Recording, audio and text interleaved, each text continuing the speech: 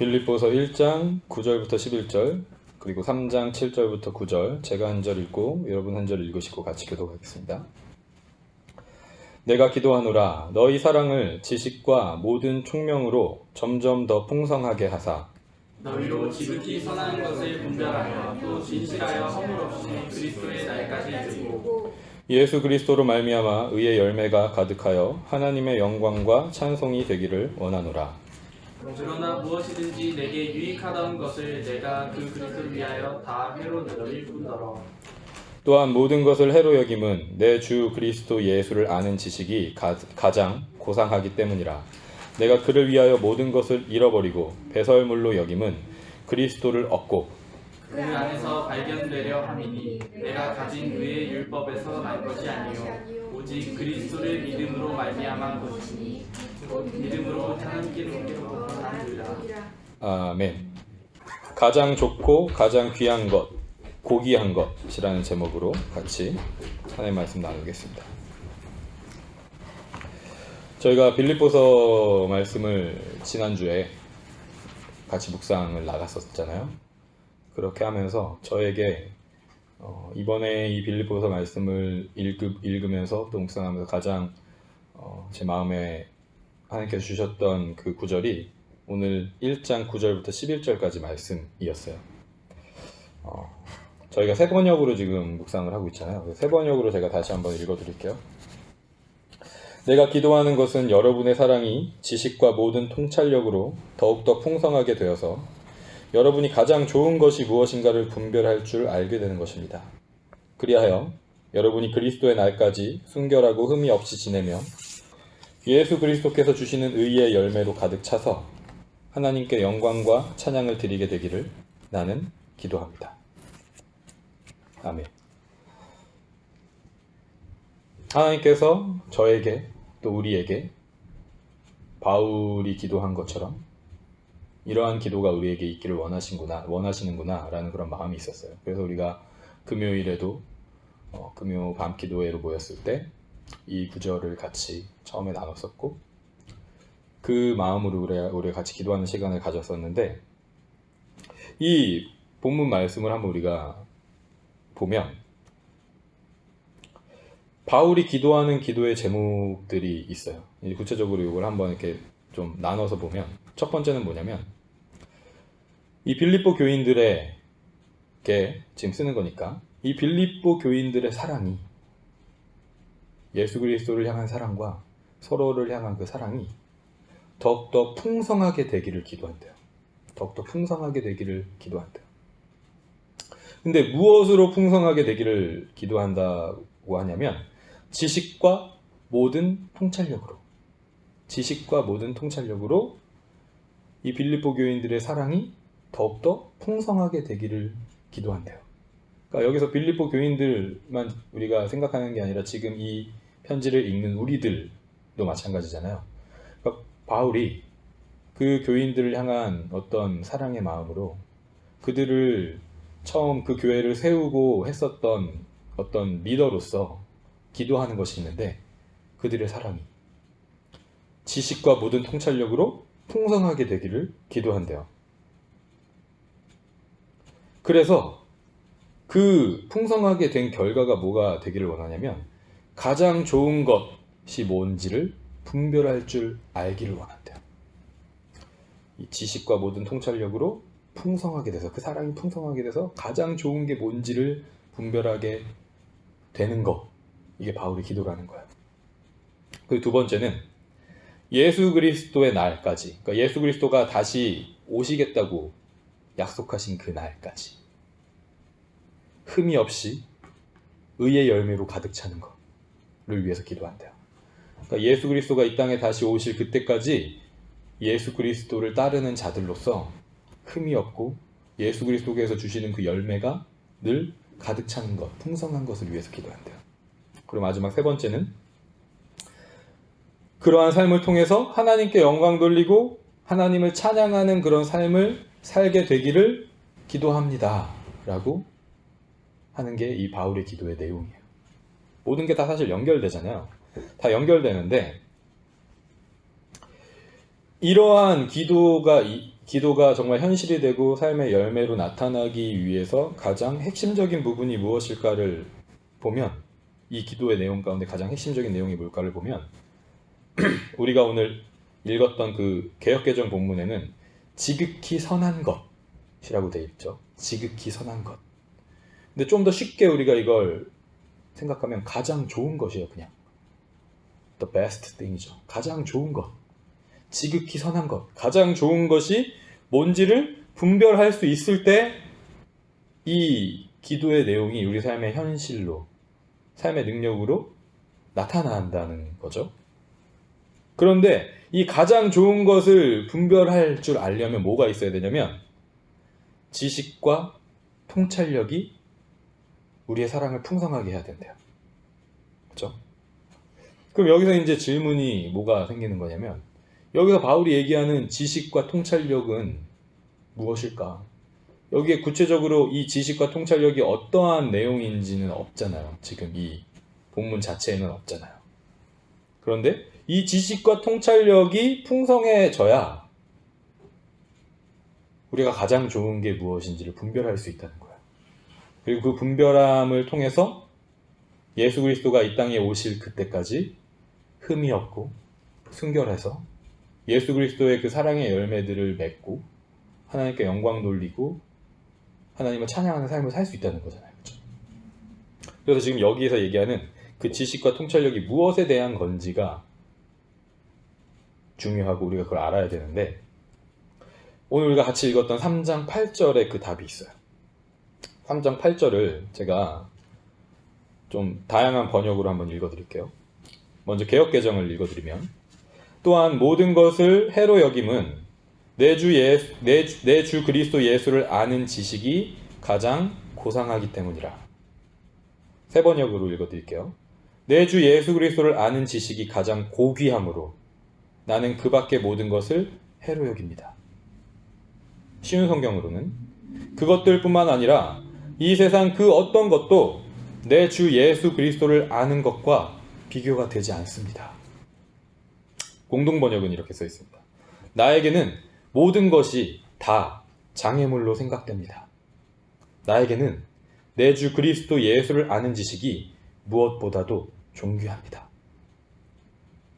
그러니까 여기서 바울이 1장에서 빌립보 교인들에게, 또 우리들에게 여러분의 사랑이, 하나님을 향한 사랑과 이웃을 향한 그 사랑이 지식과 통찰력으로 풍성하게 되기를 원한다 그랬는데, 여기서 이 지식과 통찰력은 무엇에 대한 거냐면 예수 그리스도를 아는 것, 예수 그리스도를 아는 지식을 얘기하는 거예요.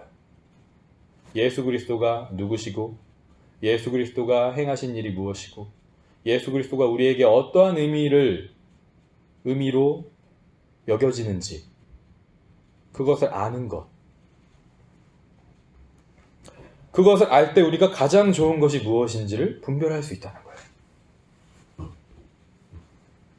그래서 바울 자신도 그리스도를 아는 것을 소망했어요. 그걸 갈망했어요. 그래서 우리가 읽지 않았지만 10절과 11절, 3장 10절과 11절에 이렇게 바울이 얘기합니다. 내가 바라는 것은 그리스도를 알고 그분의 부활의 능력을 깨닫고 그분의 고난에 동참하여 그분의 죽으심을 본받는 것입니다. 그리하여 나는 어떻게 해서든지 죽은 사람들 가운데서 살아나는 부활에 이르고 싶습니다. 라고 고백해요.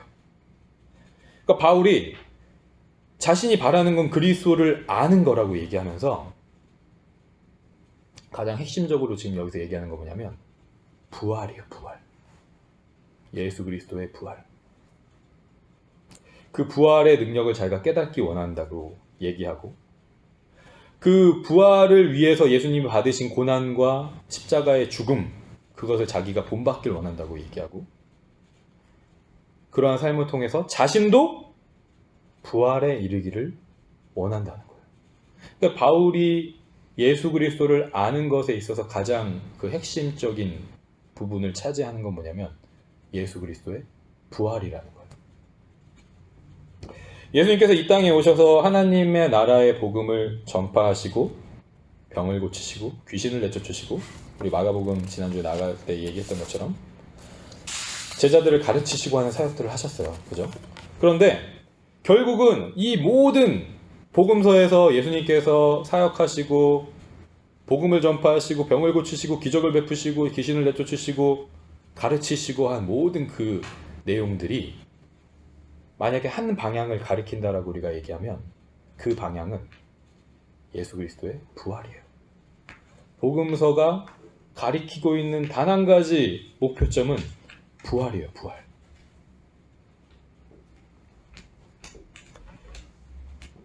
왜냐하면 이 예수님의 부활이 예수님의 그 복음, 하나님의 나라가 가까이 왔다 라고 말씀하신 그 하나님 나라를 이 땅 가운데 완전히 도래하게 하고 완성시킨 사건이 예수님의 부활이기 때문에 그래요. 만약에 부활이 없으면, 예수 그리스도의 부활이 없으면 이 기독교, 교회는 아무것도 아닌 거예요. 그냥 이 세상에 있었던, 존재해왔던, 지금도 사람들이 믿고 따르는 어떤 다른 종교들과 크게 다를 것이 없는 어떤 도덕적인 사상에 대해서 얘기하고, 이 세상에서 우리가 그래도 좀 인간다운 어떤 그런 삶을 사는 어떤 방법을 제시하는 이 세상의 다른 종교나 철학과 다를 게 없는 거예요. 구별되는 것이 없어요. 만약에 우리가 믿는 이 기독교와 또 그 기독교를 믿는다고 고백하면서 모이는 이 교회 가운데 부활이 없다면,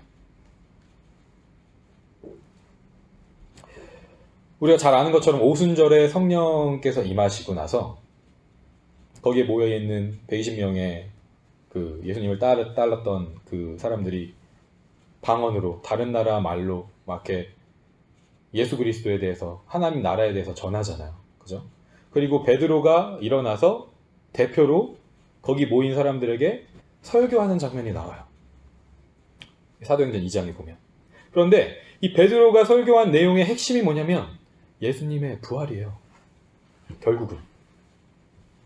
사도행전 2장 32절에 베드로가 이렇게 선포해요. 이 예수를 당신들, 여기 지금 모여있는 유대인들, 당신들이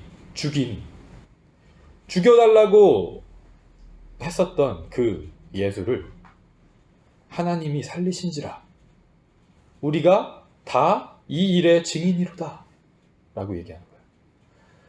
우리가 증거할 게 있는데, 베드로와 그 120명의 예수님을 따랐었던 사람들이 증거할 게 있는데, 여러분이 죽이기 원했었던, 그리고 실제로 죽었었던 예수 그리스도가 하나님의 그 능력 가운데 살아나셨다.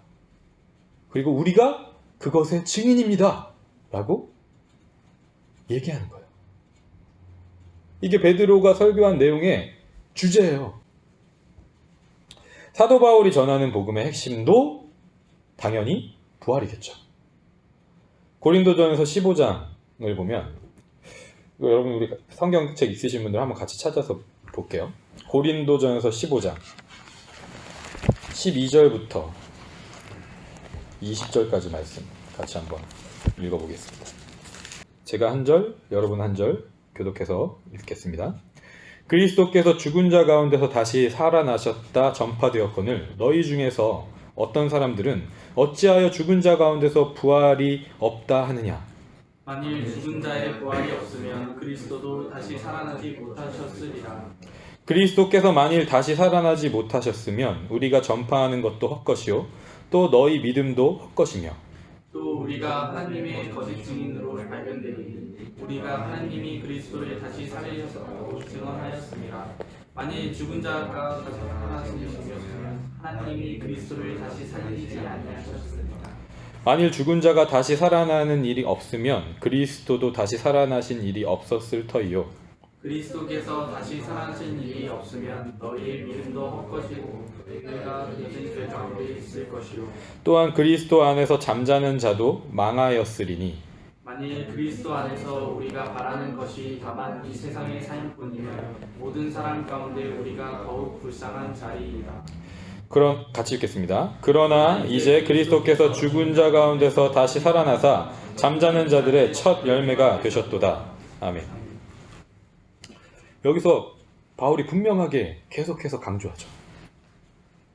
만일 죽은 자가 다시 살아나는 것이 없으면 우리의 믿음은 헛것이고 우리가 이 세상에서 가장 불쌍한 자다.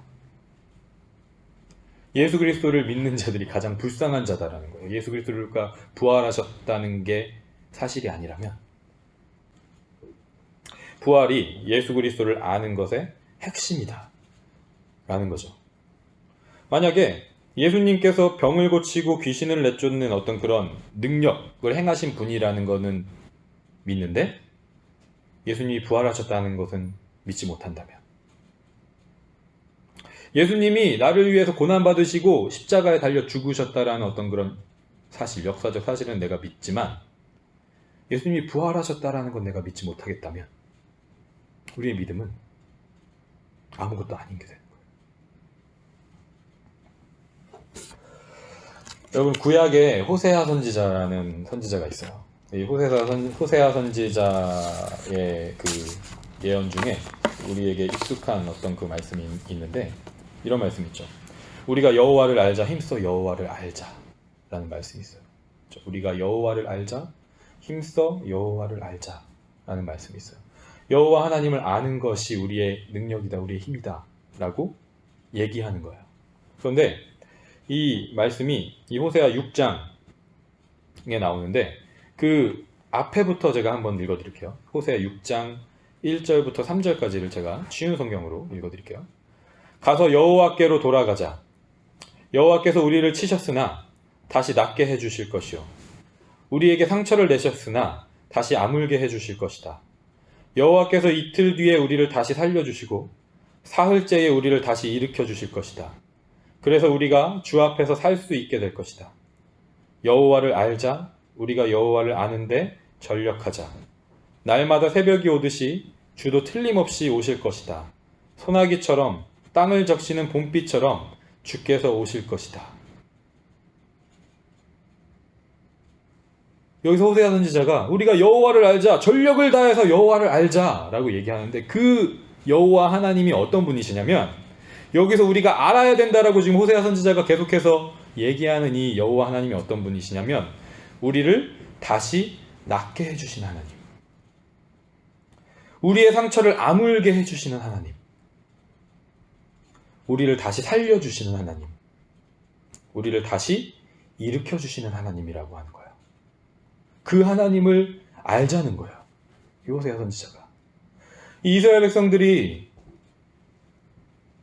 북이스라엘과 남유다가 멸망하고 포로가 되고 예루살렘이, 하나님의 성전이 있는 예루살렘이 멸망하고 모든 것이 폐허가 되고 소망이 없는 것 같은 그런 상황 가운데 있는 거잖아요. 근데 이 호세아 선지자가 여호와를 알자고 선포하는 거예요. 멸망이 있었지만 우리가 살고 있는 그 땅이 폐허가 됐지만 그 멸망과 폐허, 어떤 그런 죽음의 그런 결과가 하나님께로부터, 하나님의 그 심판 가운데서 온 것이 맞지만 우리가 알 것은 하나님이 그 심판자로서의 하나님에서 머물러 계시지 않고 우리를 다시 낫게 해주시고 우리를 다시 살려주시고 우리를 다시 일으켜주시는 하나님이시라는 걸 우리가 알자. 그리고 여기서 얘기하는 이 호세아 선지자가 얘기하는 여호와 하나님이 예수 그리스도가 부활하심을 통해서 우리에게 완전하게 계시되고 알려지게 되신 거예요. 그렇기 때문에 예수님의 부활을 믿지 않으면 아무것도 아닌 게 되는 거라고 바울이 설명하고 있는 거죠.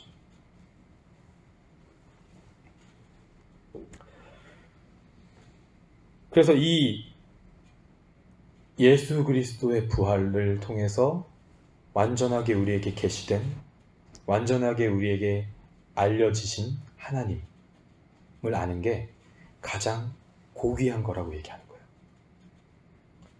죽음을 이기시고 부활하셔서 영원한 생명이 되신 예수님을 아는 그 지식이 있을 때 우리는 가장 좋은 게 뭔지, 우리의 삶 가운데, 이 땅 가운데 가장 좋은 게 뭔지를 분별할 수 있다라고 바울이 얘기하는 거고, 그렇게 되기를 위해서 자기가 기도한다는 거예요. 왜 기도하느냐? 이 예수 그리스도의 부활하심이, 그 부활하심을 통해서 계시되고 알려진 그 하나님에 대한 지식이 가장 고귀한 것이라고 믿지 못하게 방해하는 것들이 있기 때문에 이 사도 바울이 그 부분을 위해서 기도하는 거거든요. 근데 이 부분을 방해하는 것이 무엇이냐? 이 빌립보서 말씀, 우리가 같이 묵상했었던 그 말씀의 내용들을 통해서 우리가 알 수 있는 건 뭐냐면, 첫 번째로 방해하는 것이 있는데 그게 뭐냐면 율법주의예요. 율법주의. 빌립보서 3장 앞에 우리 읽었었던 그 본문 앞에 2절 3절을 보면, 개들을 삼가고 행악하는 자들을 삼가고 몸을 상해하는 일을 삼가라. 하나님의 성령으로 봉사하며 그리스도 예수로 자랑하고 육체를 신뢰하지 아니하는 우리가 곧 할례파라 라고 얘기해요. 그러니까 이 빌립보 교인들을 속이고 예수 그리스도를 아는 지식, 예수 그리스도가 부활하셨습니다 라는 그 지식, 그 복음이 가장 고귀한 거라는 그 이해를 방해하는 세력들이 있었는데, 그게 누구였냐면 율법주의자들이었어요. 예수 그리스도를 믿고 그분의 부활하심을 믿는 것과 더해서 여전히 우리가 율법을 지켜야 된다라는 거예요. 율법을 통해서 말씀하고 있는 그 하나님의 그 말씀들을 지켜 행해야 된다는 거예요. 그 핵심적인 상징적인 게 뭐냐면 할례잖아요. 할례. 그죠? 이스라엘 백성으로 태어나 유대인이 되는 어떤 그 상징으로 할례를 행했잖아요. 그러니까 여기서 얘기하는 몸을 상해하는 일은 할례예요. 할례. 할례를 한다는 거는 그 표피를 벗겨내서 이제 피가 나는 거잖아요. 그죠? 표피를 벗겨내는 거잖아요. 그러니까 몸을 해치는 거잖아요. 그걸 반드시 해야지만 하나님의 백성이 될 수 있다라고 주장하는 자들. 율법을 우리가 지켜야지만, 그 율법을 지켜 행하는 의가 있어야지만 하나님의 백성이 될 수 있다라고 말하는 자들.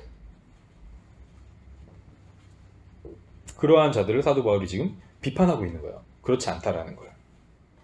그러니까 그들이 갖고 있었던 건 뭐냐면, 자신들이 유대인이다라는 어떤 그 종교적인 우월함, 우리가 하나님의 선택을 받은 민족이다라는 어떤 그런 선민 사상들이 있는 거죠.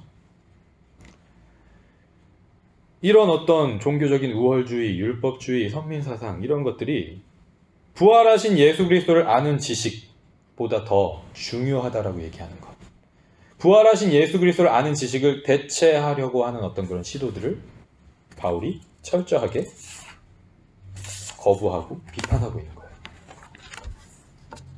만약에 이들이 주장하는 바가 사실이라면 바울 자신은 가장 우월한 사람일 거라는 거예요. 만약에 이 사람들이 주장하는 바대로 생각하면 나는 가장 우월한 사람이라는 거예요. 왜 그러냐면 바울은 베냐민 지파에 속한 사람이에요. 그래서 난지 8일 만에 할례를 받았어요. 그래서 히브리인 중에 히브리인인 거예요. 유대인 중에 유대인인 거예요. 율법을 목숨처럼 여기는 바리새인 출신이에요. 율법에 능통하고 율법을 가르치는 일에 능통하고, 가말리엘이라는 그 문화의 문화생으로서 유대인들 중에 학식이 가장 뛰어났던 사람이에요. 그 열심을 가지고 교회, 크리스찬들을 박해했던 사람이죠, 바울은. 그렇기 때문에 이 율법이 중요하다라고 얘기하는 사람들, 할례를 받아야 된다고 얘기하는 사람들의 논리에 의하면 사도 바울은 가장 우월한 사람인 거예요. 그리고 지금 얘기했었던 자신의 출신, 이런 배경, 이런 것들이 가장 자랑할 만하고 가장 유익한 것들이 되는 거죠.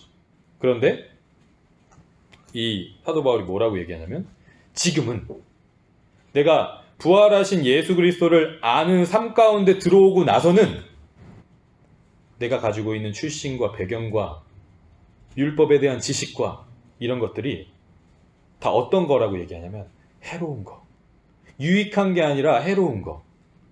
자랑할 만한 게 아니라 배설물 같은 것, 오물 같은 거라고 얘기하는 거예요. 왜냐하면 부활하신 예수 그리스도에 대해서 아는 것이 가장 고귀한 거기 때문에. 그것과 비교하고 그것을 상대적으로 생각했을 때는 자신이 원래 가지고 있었던 그런 유대인의 지위, 율법적인 어떤 열심, 그런 배경, 이런 것들은 아무것도 아니라는 거죠. 오히려 해롭고 더러운 것들이라는 거예요. 왜냐하면 이것을 가지고 있음으로써 예수 그리스도, 부활하신 예수 그리스도를 아는 그 지식이 가장 고귀하다라는 걸 계속해서 의심하게 하고 부인하게 하니까 그게 자기에게는 오히려 해로운 거라는 거예요. 없는 게 낫다라는 거예요, 지금 계속.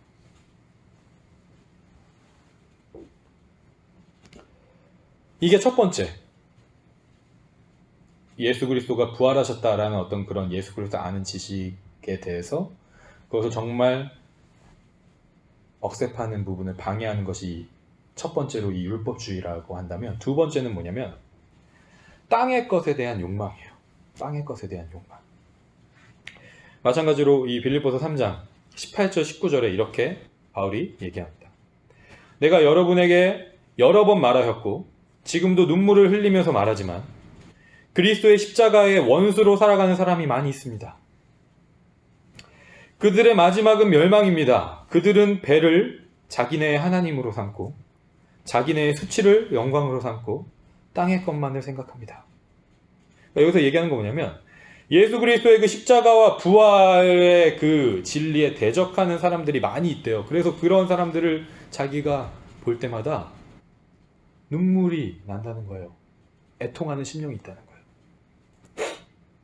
그런데 그 사람들이 우상으로 삼고 하나님으로 삼고 있는 게 뭐냐면 배부른 거. 배부른 거. 이 땅에서 배부른 거.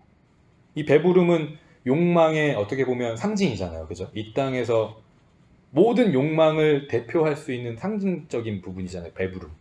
그죠? 그래서 이 배부름이 하나님인 거예요. 배부름이 하나님인 사람들은 예수 그리스도의 십자가와 부활을 대적하는 사람들이에요. 예수님께서 오병이어의 사건과 실병이의 사건을 행하셨을 때 사람들이 모인 이유는 배부르기 때문이었어요. 그렇죠? 근데 예수님이 그 오병이어의 사건을 행하시고 나서 내가 십자가에 달려 죽을 거고 3일 만에 부활할 거야 라는 메시지를 전하셨을 때 그 배부름을 인해서 모였었던 사람들이 다 떠나버려요. 예수님을 떠나잖아요. 그렇죠? 그러니까 이 배부름만을 원하는 건 예수님의 그 십자가와 부활을 대적하는 일이 된다는 거예요. 바울이 여기서 그와 똑같은 얘기를 하고 있는 거예요. 다른 말로 하면 오로지 땅의 것만을 생각하는 거. 그렇죠? 배부름을 하나님으로 삼는다는 건 이 땅에 썩어서 없어질 땅의 것만 생각하는 사람들이라는 거예요. 그런데 이 당시에 이 로마 제국 이 당시에 사람들에게 배부름을 보장해주는, 어떻게 보면 그 배부름을 보장하고 배부름을 만족시켜주는 가장 최상위에 해당하는 그 어떤 조건, 상징을 얘기한다면 그건 로마 시민권이었어요. 로마 시민권. 로마 시민권이 있으면 적어도 배고프지 않은 거예요. 적어도 그 이상의 어떤 지위를 누릴 수 있는 거예요. 이 로마 시민권을 가지고 로마 제국의 시민으로 살아간다는 건 배고픔에서 자유할 수 있고 여러 가지 편리함과 유익함을 누릴 수 있는, 자신이 원하는 어떤 그런 욕망들을 채울 수 있는 그런 조건을 만족시킨다는 의미를 가지는 거예요. 로마 시민권을 갖는다는 거. 그래서 많은 사람들이 로마 시민권을 당연히 갖기 원했겠죠.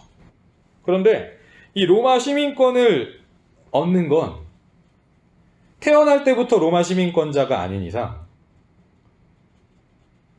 그냥 평민으로 태어난 사람이라면 그 로마 시민권을 얻는다는 건 불가능에 가까운 어려운 일이었어요. 사도행전 22장 28절을 보면 이 사도 바울을 지키고 있었던 사도 바울을 만났었던 어떤 군인이 이렇게 얘기해요. 나는 돈을 많이 들여서 이 시민권을 얻었노라. 바울이 이르되 나는 나면서부터라 라고 얘기하는 장면이 나와요. 사도 바울은 사실 태어날 때부터 로마 시민권자였어요.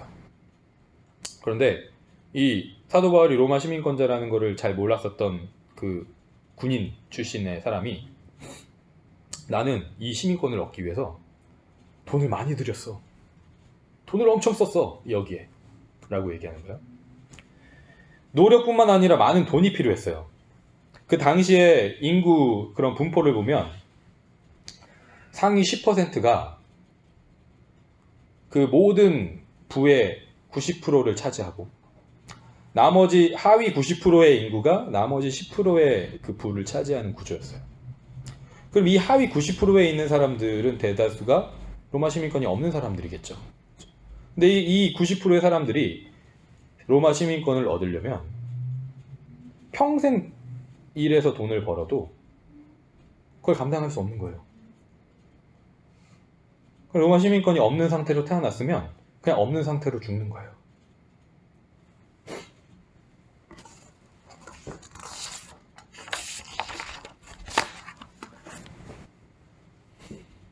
근데 이 시민권을 가진 사람들은 로마 제국이 자신들에게 베풀어주는 배고픔을 해결해주고 평안을 주고 안정을 주고 편리함을 주는 그런 가운데 그 자기의 시민권을 자랑하면서 살아간 거죠. 그리고 그러한 것들을 보장해주는 로마 제국의 영광을 돌리고 찬양하고 그것이 하나님이 된 거예요. 그들에게. 그런데 사도 바울이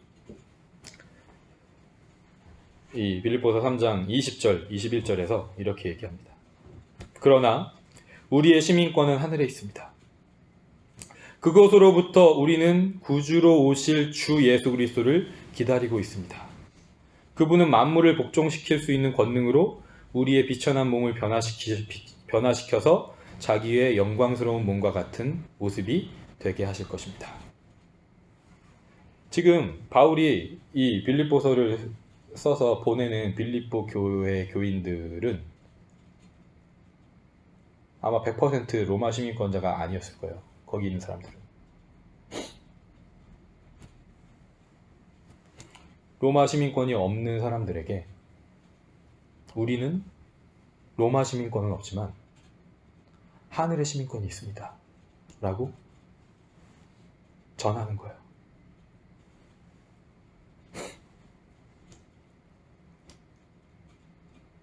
여기서 우리가 생각할 수 있는 건 뭐냐면 기독교가 전하는 복음은요, 절대로 상대적인 복음이 될 수가 없어요.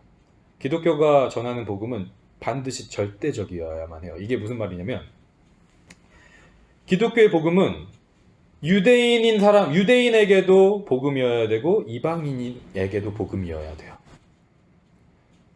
어떤 종교적인 우월성을 가지고 있다라고 해서 나는 유대인이기 때문에 하나님 나라의 백성이야 라고 얘기하는 그 부분을 지지하는 복음이라면 그건 기독교의 복음일 수가 없는 거예요. 유대인으로 태어난 사람에게도 유대인으로 태어나지 않은 사람에게도 복음이어야만 절대적인 복음이 되는 거잖아요. 그렇죠? 마찬가지.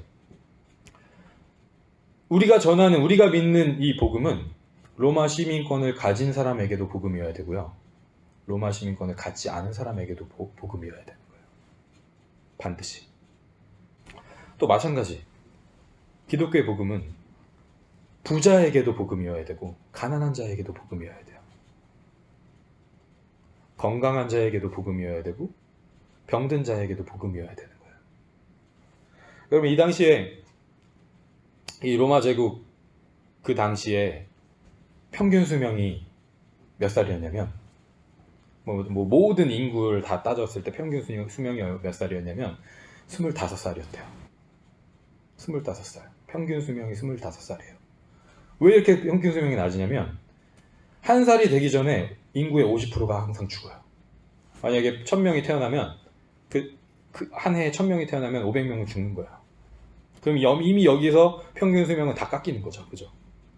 그리고 5살이 지나면 평균 수명이 좀 오래 살 수 있는 확률이 그만큼 올라가는 거예요. 그리고 이제 20살이 넘으면 한 40세에서 50세까지 정도는 살 수 있는 그런 확률이 높아지는 거예요. 그러니까 아까도 말씀드렸던 것처럼 아무리 평생을 노력해도 시민권을 딸 수가 없어요. 로마 시민권을 딸 수가 없는 그런 컨텍스트 속에 사는 거예요. 그리고 아무리 건강하고 싶어도, 건강하게 오래 살고 싶어도 오래 살 수 없는, 언제 자기가 죽을지 모르는, 어떤 병에 걸려서 다음날 죽을지 그 다음날 죽을지 알 수 없는 그런 불확실함 가운데 살아가는 거야. 상위 10%에 있는 사람들만이 그나마 그런 병이나 어떤 외부의 그런 자연재해로부터 상대적으로 조금 더 안전한 어떤 그런 환경 가운데 살아가는 거죠. 조금 더 살고 다른 사람보다 수명이 좀 더 길고. 근데 이 당시 이 복음을 들었었던 사람들의 대다수는 그런 조건들을 만족시켜주지 못하는 상황 가운데 살았다는 거예요. 그렇다면 이들에게 복음이 무엇이어야 되겠느냐? 단순히 이 로마 시민권을 가진 사람들이 얘기하는 어떤 그런 복음? 아니면 종교적으로 자기는 우월하게 태어났기 때문에 나는 절대적으로 하나님의 백성이고 하나님의 선택받은 민족이야 라고 얘기하는 그런 게 복음이 될 수 없을 거 아니에요. 이 사람들에게. 이 사람들에게 들려졌었던 복음은 그 모든 것을 뛰어넘는, 십자가에 달려 죽으셨다가 3일 만에 부활하셔서 영원한 생명이 되신 예수 그리스도, 그 분이 우리의 구원자가 되신다, 우리의 왕이 되신다 라는 게 이 사람들에게 복음이 될 수밖에 없는 거예요. 다른 그 어떤 건 복음이 될 수가 없는 거예요.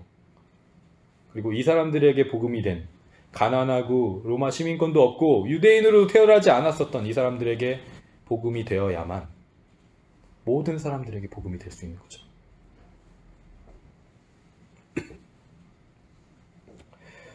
이런 맥락에서 사도 바울이 17절에서 이렇게 권면합니다. 뭐라고 얘기하냐면, 형제자매 여러분, 다 함께 나를 본받으십시오.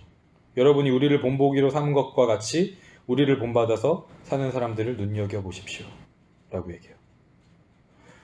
제가 예전에 그냥 이 어떤 사도 바울의 이 말을 들었을 때 사도 바울 약간 좀 교만한가? 자기를 본받으라고 이미테이터라는 거잖아요. 나를 본받, 우리가 예수 그리스도를 본받으십시오 라고 얘기하는 건 메이크 센스 하잖아요. 근데 여기서 사도 바울이 뭐라고 얘기하냐면 분명하게 나를 본받으라고 얘기하는 거예요. 그렇죠?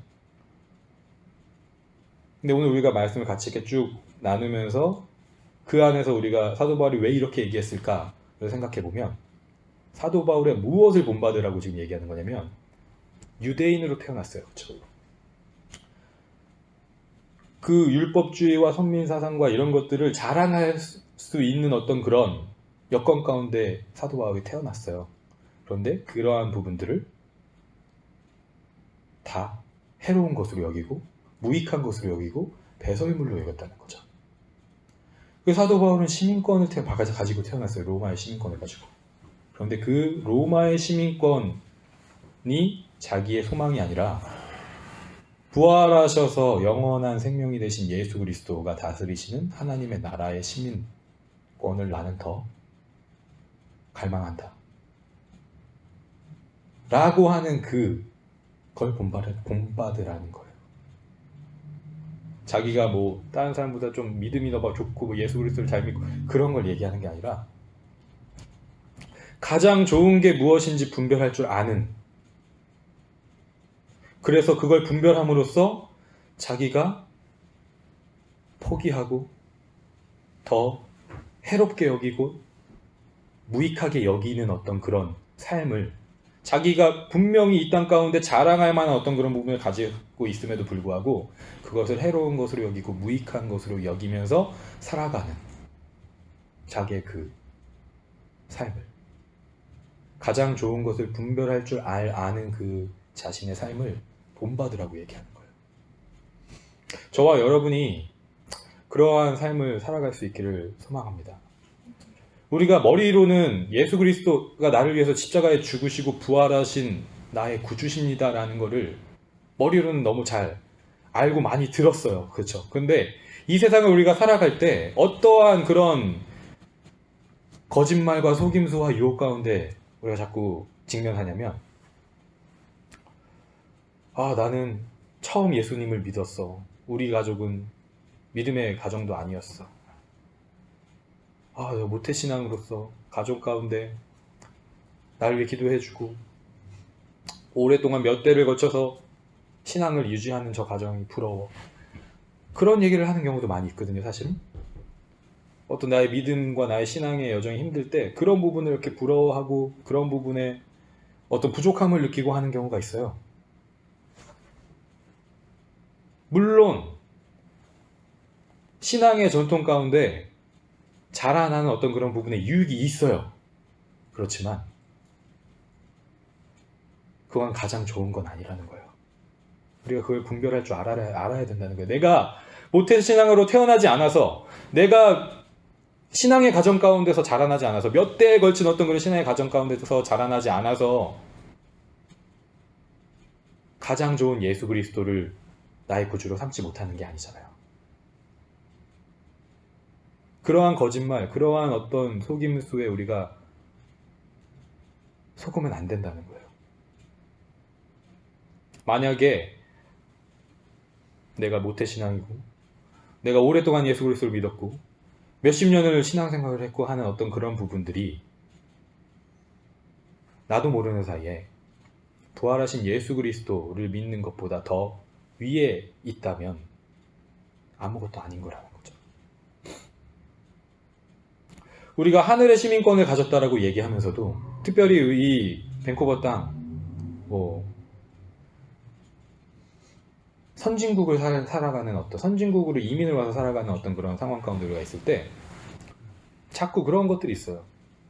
영주권을 따고 시민권을 따고, 그러한 것이 축복이고, 그게 실패하고 그게 생각대로 안 되면 저주고 하나님이 함께 하시지 않는 것 같고, 그게 아니라는 걸 우리가 알거든요, 분명히. 우리는 하늘의 시민권을 가진 존재라는 걸 알아요. 그런데 자꾸 그러한 소리와 그러한 어떤 이야기에 가장 좋은 것을 가지고 있음에도 불구하고, 나에게 가장 좋은 것이 이미 있습니다라는 걸 고백하고 있음에도 불구하고 그게 정말 나에게 가장 좋은 게 아닌 것처럼 생각하고 그렇게 여기고 하는 모습으로 우리가 살아갈 때가 있다는 거죠.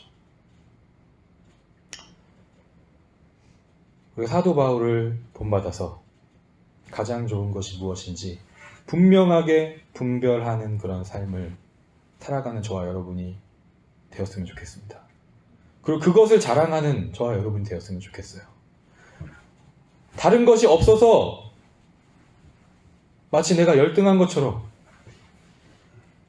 이 땅의 것을 가졌다고 내가 우월한 것처럼 여기는 그런 삶이 아니라, 모든 것을 다 뛰어넘는 가장 좋은 것을 저와 여러분이 가지고 있음을 믿습니다. 그 가운데 하나님 앞에 영광 돌리고 하나님을 찬양하는 삶을 살아가는 우리 성안교회 모든 지체분들 되기를 간절히 소망합니다.